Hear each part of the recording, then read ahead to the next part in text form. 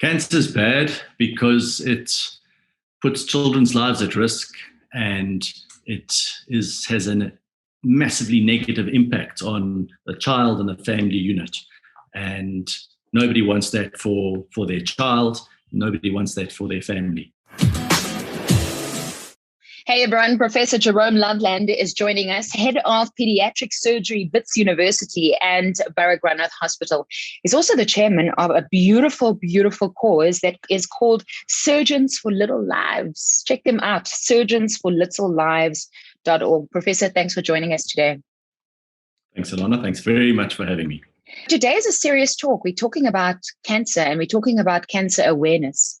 And when I hear a child and cancer, the two almost doesn't match.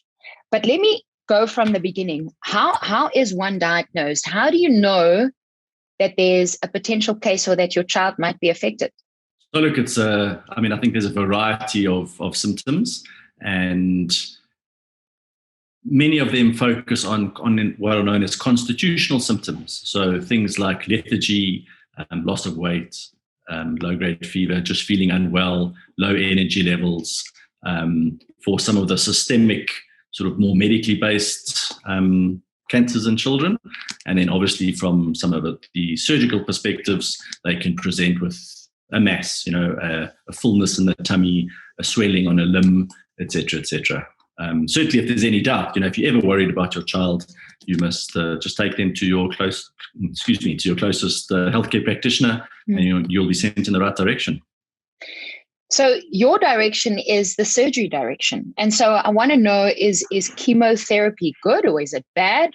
Why do we need to cut on our bodies to make it better?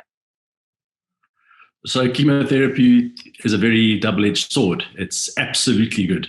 I mean, for the vast majority of childhood and, in fact, adult cancers, chemotherapy is absolutely mandatory. So it's good in that it can be, in its own right, the treatment and curative.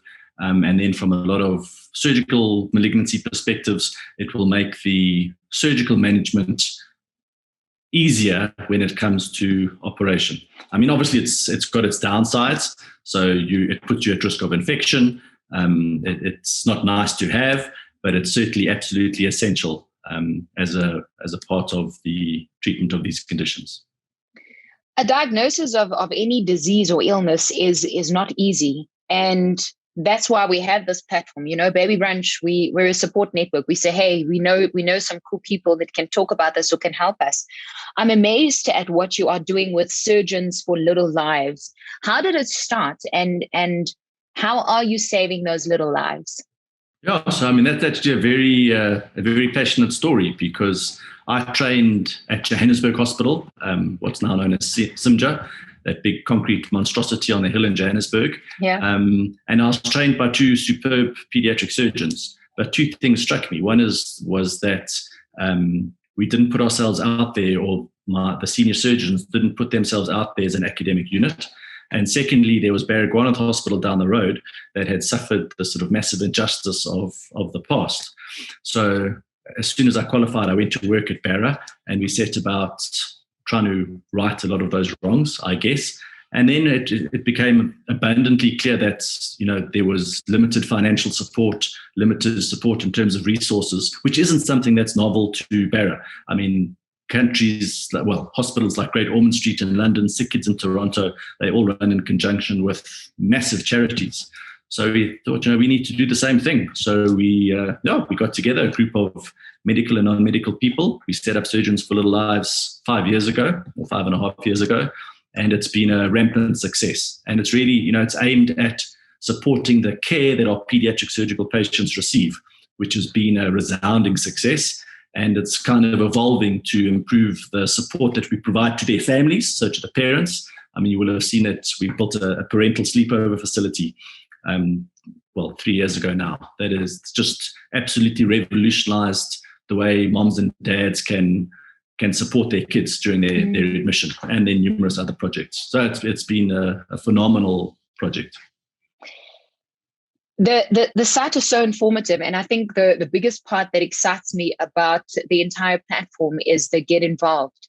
as parents, God forbid, you find yourself in a situation where your child is diagnosed with something that could be bad for a very long time. So if someone says get involved, it's the one thing that helps me to feel like I can mean something to society. Give us ideas of how we can get involved. Financial aid, being there for the parents, paying a visit. In COVID and in a pandemic times, how can we get involved with surgeonsforlittlelives.org to show that we care? I think the first thing, honestly, is to visit the site and look at all of the options. I think they are vast. Obviously, I'm going to say that we need financial support, but there are so many other avenues where people really can make a difference. I'm going to give you one example where every child that gets admitted is provided with an admission and a discharge pack. Now, that little pack is a little cycling bag. It's got toothbrush, toothpaste, a set of pajamas or a dressing gown, a little toy, an educational component. So that just something so that when those patients come to hospital, they feel a little more loved and a little bit more supported. So that's an ongoing project that runs all the time. We're always looking for components for those packs. We've got a beautiful library in the ward that we built about 18 months ago. And numerous, particularly moms and university students, will come and do their comm service. And they'll come into the library. They play with the children, read to the children, build puzzles. And that's not a financial contribution, but it makes such an impact on the admission and the time that those kids spend in the ward. We also run a rehabilitative art project where a community artist comes in twice a week and she draws with the kids. And that's very much concentrated in our burns unit. And it's just, it's really amazing to see the transformation that happens in these kids. Those are just 2 or 3 of the small projects, but there's a whole lot more. And they can email us and they'll get a response that day and we can accommodate them however they see fit. Well, if you want to check out the website, it's surgeonsforlittlelives.org. Get involved. I think from my side, I'm actually sitting in my children's playroom. So behind the screen is a big box of soft toys, and we'd love to donate that from our personal home. And we'll make sure that it gets to you and your organization. From Baby Brunch's side, we're a support network, and we're lucky to have friends of the brand that helps us make these videos. So people like Fedhealth and Epi-max that helps us do this. But I don't know why. Today, I feel led that I need to make a donation on behalf of the business. And we're going to donate 10,000 Rand to the business. And we hope that we can help these little babies and children that are being operated on, and that we can make the world a better place little by little, because we don't want them to suffer and we want them to be better. And so, sure, Milana, that's amazing. Thank you. Only a pleasure. It's the least we can do. Cancer is bad, Professor, because? Cancer is bad because it puts children's lives at risk, and it has a massively negative impact on the child and the family unit. And nobody wants that for their child. Nobody wants that for their family. So yes, cancer is not good, but an enormous amount of positive things come out of treating cancer. Survival rates are super good.